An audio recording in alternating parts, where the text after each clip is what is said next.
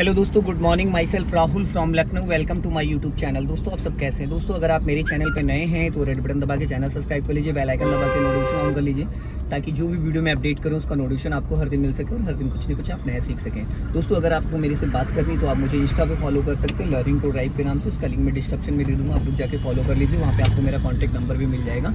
और आप मुझे स्नैपचैट पे भी फॉलो कर सकते हैं, आप मुझे फेसबुक पे भी फॉलो कर सकते हैं। यहाँ पे मेरा लर्निंग टू ड्राइव के नाम से पेज है। और यूट्यूब पे मेरे 2 चैनल हैं, पहला है learning to drive, second channel है कार नॉलेज बाय राहुल, हल्का राइट और राइट। तो ऐसे में मैं छोटी छोटी एक्टिविटीज़, रील्स हैं और यूट्यूब फेसबुक पे लॉन्ग वीडियोज़ होती हैं, जहाँ पे मैं वीडियोज़ अपडेट करता रहता हूँ, जिससे कि बहुत सारी नॉलेज आपको मिलती है और बहुत सारे डाउट्स आपके क्लियर होते हैं। तो मेरे साथ मेरी स्टूडेंट है जो कि बहुत एक्साइटेड हैं, उनका मैं नाम जान लेता हूँ। क्या नाम है और कहाँ से आई हैं, क्या कॉन्फिडेंस लेवल है, कितने दिन हो गए?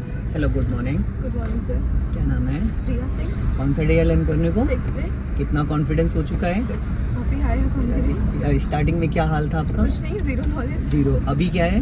अभी तो काफी नॉलेज। 50 से 70% कॉन्फिडेंस आ चुका है आपको। ठीक है, तो आप क्या कहना चाहेंगी कि फर्स्ट डे से लेके 15 डेज कार सीखने के लिए इनफ है या कम है? इनफ है। मतलब मेरी जो भी यूट्यूब, फेसबुक, इंस्टा और जो भी मेरी ऑडियंस है, जो भी मेरी वीडियोस देखते हैं, उनके लिए क्या मैसेज देना चाहेंगे आप?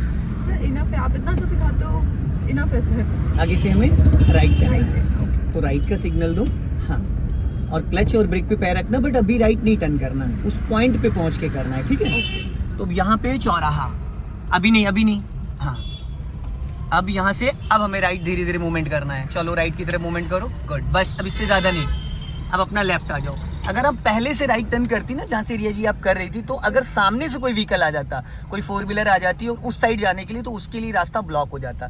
तो इस गाड़ी की जो लंबाई है वो 13 फीट है। कितने फीट है? 13 फीट है। जहाँ बैठी हूँ यहाँ से 6.5 फीट पे ये फ्लैग रॉड मैंने लगा रखा है एज ए जजमेंट के लिए। जजमेंट के लिए इसलिए लगा रखा है ताकि मतलब जो बोनट का अंदाजा है वो आपको बहुत आराम से समझ में आ सके। क्योंकि कार के अंदर बैठ के ना, कार के टायरों का अंदाजा आप स्टीयरिंग से ही ले सकते हैं, आपको टायर दिखता नहीं है। अब बात आती है सिंगल रोड की। हम लोग चल रहे हैं सिंगल रोड पे।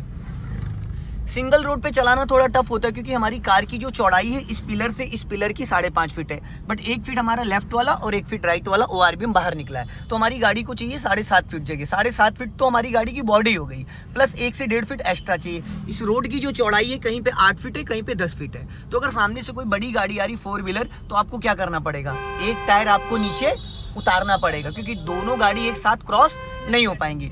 सिंगल रोड पे चलाना टफ होता है, क्योंकि जब हम चीज़ों को फेस करते हैं ना, तो हमें वहाँ बहुत ज़्यादा कॉन्फिडेंस मिलता है, क्योंकि सीधा सीधा चलाना कोई कमाल नहीं है। अगर आप डिवाइडर रोड पे चला रही होती तो सामने से कोई खतरा आपको नहीं होता। ठीक है, अगर आप किसी हाईवे पे चल रही होती 6 लाइन या 4 लाइन के रोड पे, तो भी आप एक लाइन में अपनी गाड़ी को डाल के चला सकती थी। पर यहाँ पे क्या है ना, रोड की चौड़ाई बहुत कम है, ट्रैफिक बहुत ज़्यादा है और ज़्यादातर 2 व्हीलर्स वगैरह आ रहे हैं। तो 2 व्हीलर्स में क्या होता है ना, कोई लेफ्ट से निकाल रहा है, कोई राइट से निकाल रहा है, तो लोग लहरा के निकालते हैं। तो हमें यहाँ पे करना क्या है कि जब भी हम किसी गाड़ी को पास दे रहे हैं, तो हमारा राइट वाला पैर कहाँ होना चाहिए?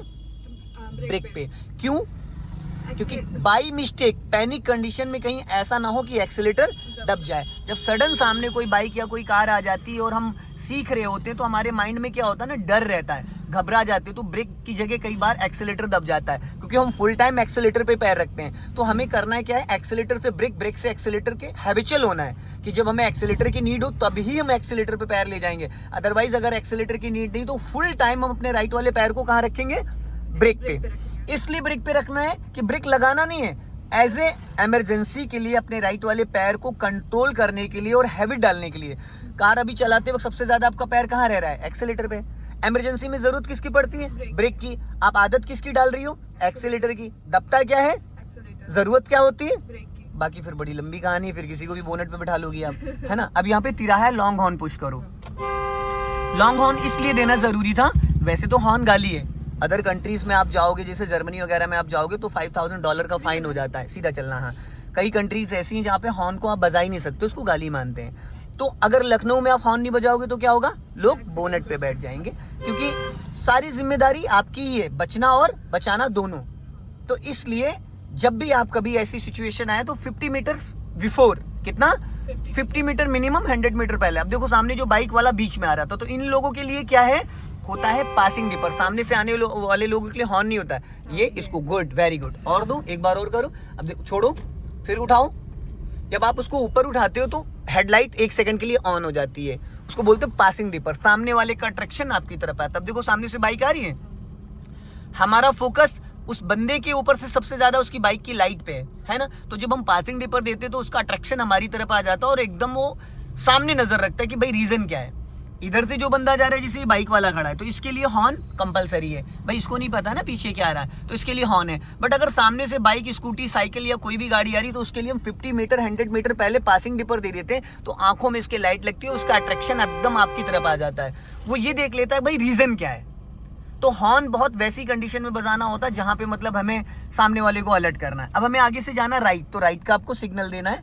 राइट वाला पैर आपका टर्निंग से 10 मीटर पहले, टर्निंग से 10 मीटर पहले आपका राइट वाला पैर ब्रेक पे आ जाए, इसलिए क्योंकि अभी आपकी गाड़ी में स्पीड 0 आरपीएम है, 20 माइनस चल रही है आप, और सेकंड गियर की मिनिमम स्पीड क्या होती है 20 to 30।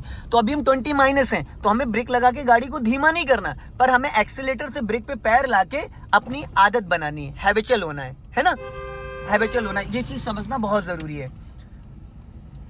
अब आपकी गाड़ी टर्न हो गई, अब वापस आप एक्सीलेटर पे पैर को ले जा सकती हैं, ठीक है। स्पीड मेंटेन करो अब थोड़ा सा, बट राइट वाला पैर या आप पूरा ले जा रही हैं, एड़ी वहीं रखो जहाँ पे मैंने बताया था, आपका पैर थोड़ा सा राइट की साइड खिसक जा रहा है, ठीक है। अब आपको यहाँ पे 2-3 प्रैक्टिस कराऊंगा मैं, क्या कराऊंगा, गाड़ी को कैसे रोकते हैं इमरजेंसी में। पहले स्पीड बढ़ाओ और अपने लेफ्ट और राइट वाले आरपीएम को चेक करो, पीछे कोई व्हीकल तो नहीं, कार बाइक तो नहीं है। सडन मान लो, सपोज करो सडन आपके सामने कोई आ गया, तो कार कैसे रोकोगे, पूरा clutch then brake, stop, very good.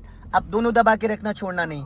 अब आपको वापस मूव करना है तो क्या करोगी, पहले फर्स्ट गियर करोगी, क्योंकि सेकंड गियर में गाड़ी रोकी जा सकती, उठाई नहीं जा सकती। चलो फर्स्ट गियर करो, लेफ्ट लाके ऊपर, गुड। अब पहले आप ब्रेक को रिलीज करोगे, अब क्लच ज्यादा नहीं, तो पैर राइट वाला बच्चा पैर ब्रेक पे ही रखो, ब्रेक पे, क्योंकि यहाँ एक्सीलेटर की कोई नीड ही नहीं है।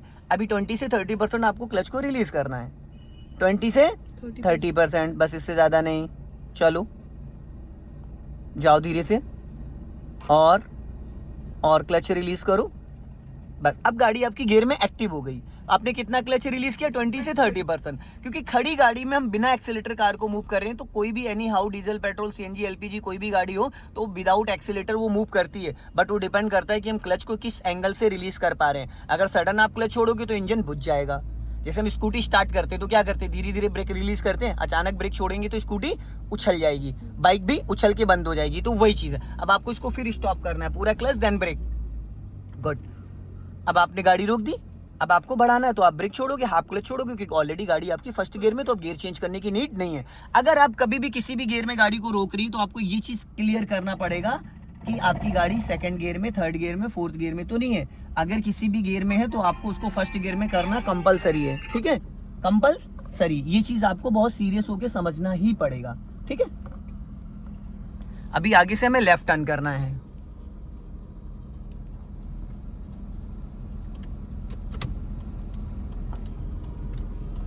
राइट वाला पैर ब्रेक पे, गुड।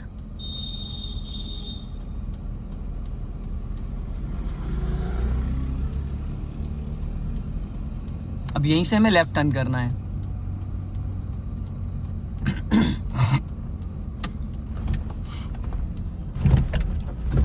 ठीक है।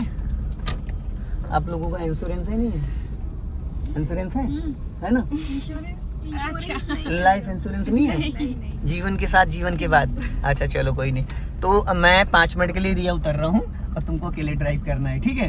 ये बच्चे पहली बार आज बैठे हैं, इनका ख्याल रखना, और आपको करना क्या है, यहाँ पे ईंट बनाना है, ठीक है। मुझे ट्रस्ट है आप पे, आप कर ले जाओगे, गॉट इट। चलो चलते रहो, जाओ ले जाओ, गुड। चलो तो दोस्तों फाइनली मैं गया हूँ उतर, और आज इनको करीब 6 से 7 डेज़ हो चुका है कार चलाते हुए, और बहुत ही अच्छा इनका कॉन्फिडेंस लेवल है, बहुत ही अच्छा कॉन्फिडेंस लेवल है।